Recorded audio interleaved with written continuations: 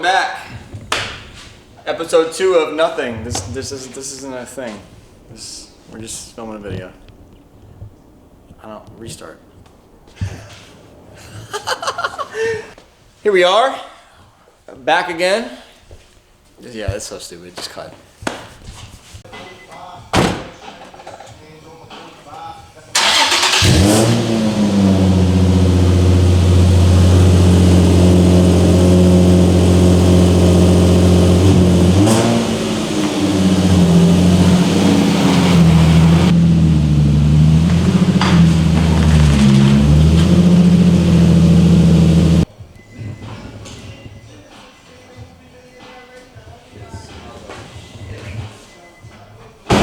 All right, today we have Chris, our lead technician at this shop, also the only technician at this shop.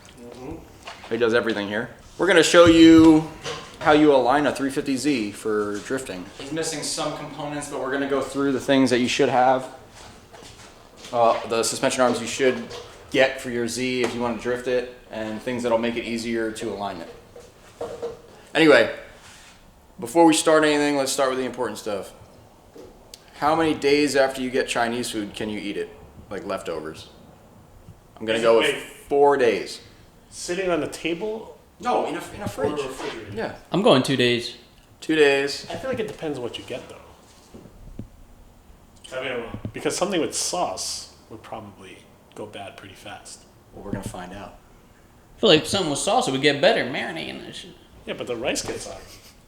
All right, well, comment in the comments below. Tell us what's the longest you've waited to eat Chinese leftovers? I want to know. Frankie's waited 32 days. 32 days. All right. Yeah, come look at this. This is why you get your car aligned. Because these kids be going out drifting like this. This wheel is pointed, I don't even know where. And this one's kind of straight, not really, but good enough for not having an alignment. Damn, that caster's fucked up though. That caster's fucked up, and he's not gonna be able to fix it because he doesn't have the right suspension arms. So we'll show you. How are you gonna fix that caster? Non-adjustable. See? Non-adjustable. You're beat. That's what that is. 9.5, you're beat. The toe is really messed up, so it could be messing the caster up, but that's a lot, so we'll see. Okay, so you guys follow me. I'm not gonna tell you how to do an alignment. We're just gonna tell you what you need. Come around here, because he's got the fucking light here. So what arm is this, Chris? That is camber. Camber arm. All right, so you're gonna need this if you want to adjust your camber on a Z.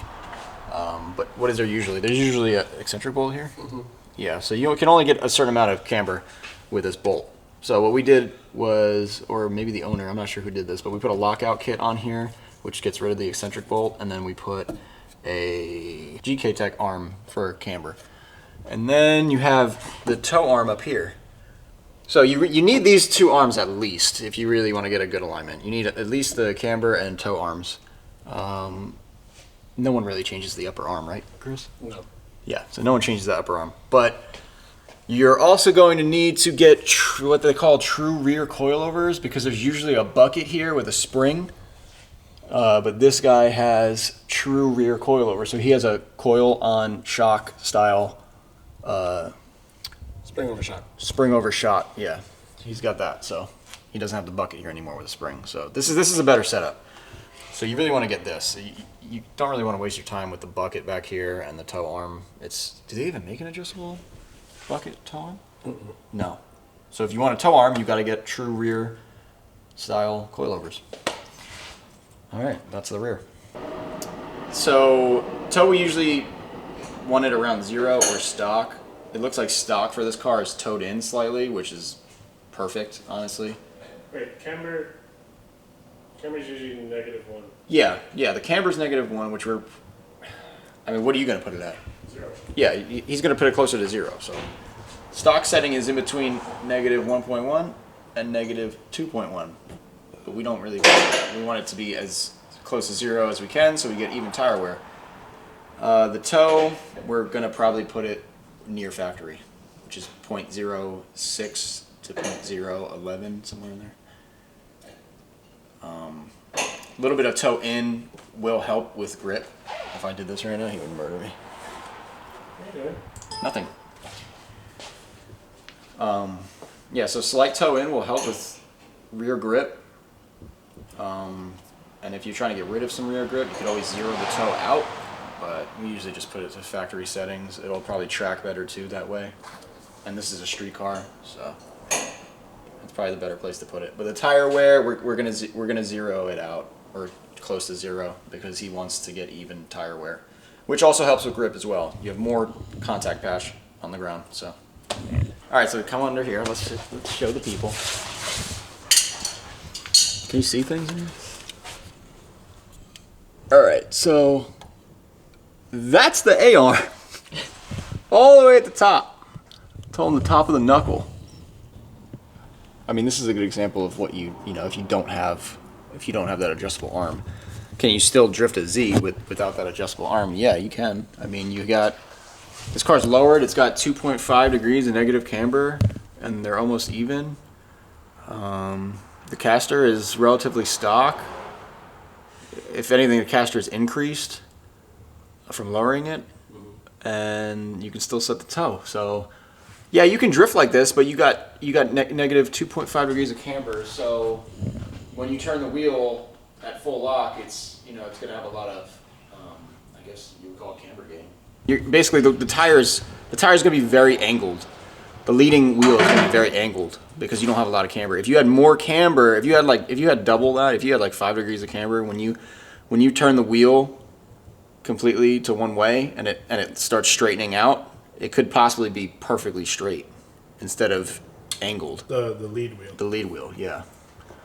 So the more camber, the better up to a point.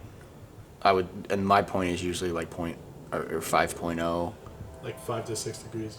Because if you have too much camber, you are going to start losing straight line stability, and the car's going to wander, and yeah. So I try to keep it a 5 or below. Now you guys might go on YouTube and you see Adam LZ and all these people with their crazy cars, and you're like, oh, there's no way I'm going to drift without crazy angle modifications. Well, first of all, just stop where you're at right now, and don't do anything that you see. Don't get WiseFab. Don't get, what are the other ones? FDF.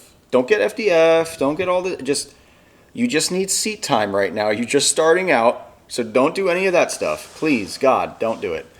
Just keep the stock lower control arm. The second you start messing around with the stock lower control arm and you have adjustment points here, now you're widening the track width, and you're causing more problems for whoever's aligning it. And to be honest with you, from what we've seen, not many shops are going to give you a nice, good alignment. And if you do find a shop that's going to do that, you're going to pay a lot of money for it. So you're going to get some crazy angle kit. You're going to throw it on with lower adjustable control arms, and you're going to go get it aligned at Pep Boys.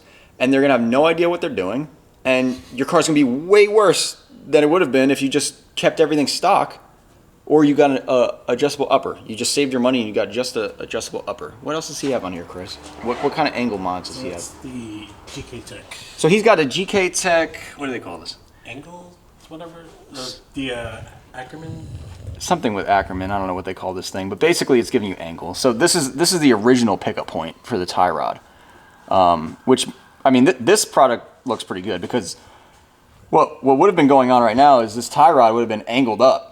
So it would have had a lot of bump steer. But now what it's doing is it's lowering it and it's moving it forward. So you're going to get angle increase and bump steer correction. So this product looks pretty good. I don't know how it will last, the test of time being a bolt-on product, but I think it'll last pretty good, and it'll give you the angle you need.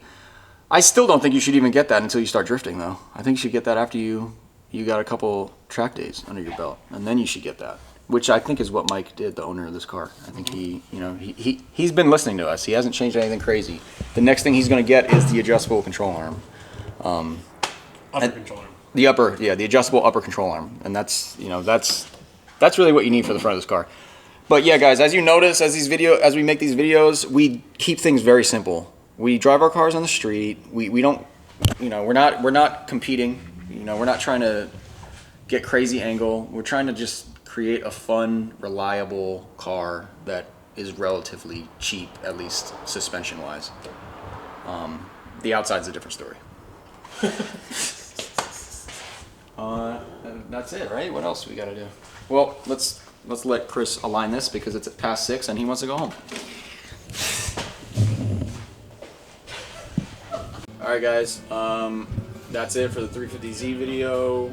We have another one coming next week probably because we had another 370Z come in with the adjustable upper arms, so we'll show you that too.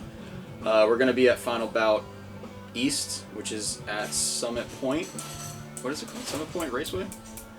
I've been drifting for 10 years and somehow I've still never been there, so I'm excited to go and I'm going to be a judge. So come on down and come check out our booth with the merch and everything we got. Bye.